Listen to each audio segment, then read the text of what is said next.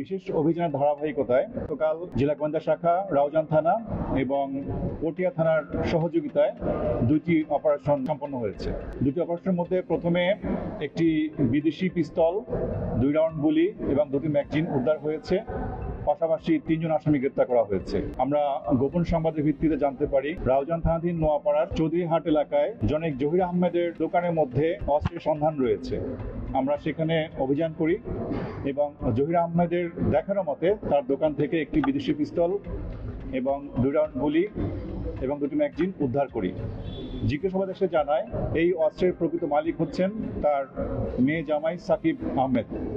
আমরা তাৎক্ষণিকভাবে তাকে সহ গ্রেপ্তারের জন্য অভিযান পরিচালনা করি এবং সন্ধ্যার 7টার দিকে পটিয়া থানার সহযোগিতায় তাকে পটিয়া থেকে গ্রেপ্তার করা হয় এবং তার সাথে তার সহযোগী রানাকে গ্রেপ্তার করা হয়। দ্বিতীয় অভিযানে আপনারা জানেন গত কয়েকদিন আগে আমরা 4টি বিদেশি পিস্তল এবং একটি রিভলভার, একটি চায়না রাইফেল এবং শটগান সহ বিপুল পরিমাণ অস্ত্র এবং গুলি উদ্ধার করেছিলাম এবং সেখানে একজন গ্রেপ্তারকৃত আসামি তার তথ্য মতে, হুমায়ুন উদ্দিন আকাশের তথ্য মতে, তার বাড়ির পিছনের পুকুর থেকে একটি 1 বন্দুক এবং 3 রাউন্ড কার্তুজ উদ্ধার করি। জেলা পুলিশ সুপার মহোদয়ের নির্দেশ ক্রমে এই চলতি মাসে ইতিমধ্যে আমরা 16টি আগ্নেয়াস্ত্র উদ্ধার করেছি, যার মধ্যে 5টি বিদেশি পিস্তল এবং একটি রিভলভার এবং একটি রাউজান থানা থেকে লুটকৃত একটি বিদেশি চায়না রাইফেল উদ্ধার করা হয়েছে এবং 49 রাউন্ড গুলি সেখানে উদ্ধার করা হয়েছে। আমাদের এই অস্ত্র উদ্ধার অভিযান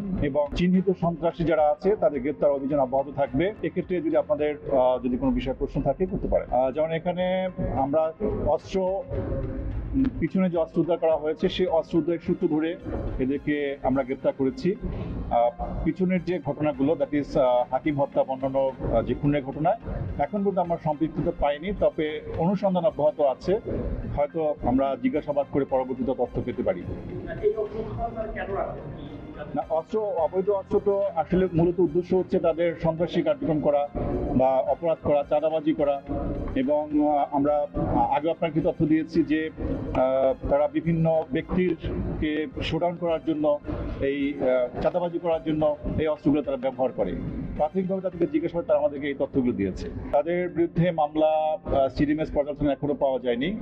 আর রাজনৈতিক পরিচয় আমরা স্পষ্ট করে বলতে চাই যে ব্যক্তির রাজনৈতিক পরিচয় তার ব্যক্তি পরিচয়, বাট আমাদের কাছে তার পরিচয় হচ্ছে তিনি কোনো অপরাধ করছেন কিনা, সেই অপরাধীকে আমরা অপরাধের দৃষ্টিকোণ থেকে দেখব। রাজনৈতিক পরিচয় নিয়ে আমাদের বিবেচ্য বিষয় না।